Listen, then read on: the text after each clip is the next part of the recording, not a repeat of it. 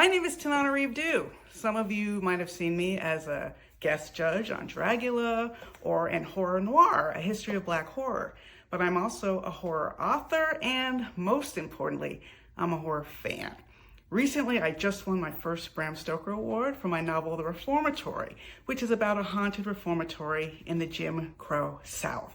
History was the biggest monster in that story, largely because of my late mother, Patricia Stephens Due, who was a civil rights activist, but also Mom was the first horror fan in my life. Mom used her love for horror movies to help try to heal some of the trauma growing up under Jim Crow and also after police violence against her when she was a peaceful civil rights protester. I think a lot of us as horror fans can relate to that. We use horror to heal, but there's nothing healing when the monsters are real.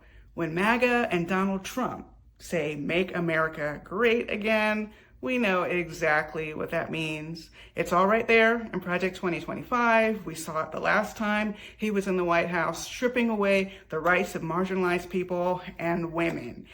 This campaign on Trump's part is fueled by hate, greed, and constant lies. It's really like Pennywise the clown running for president. So foolish, but so dangerous.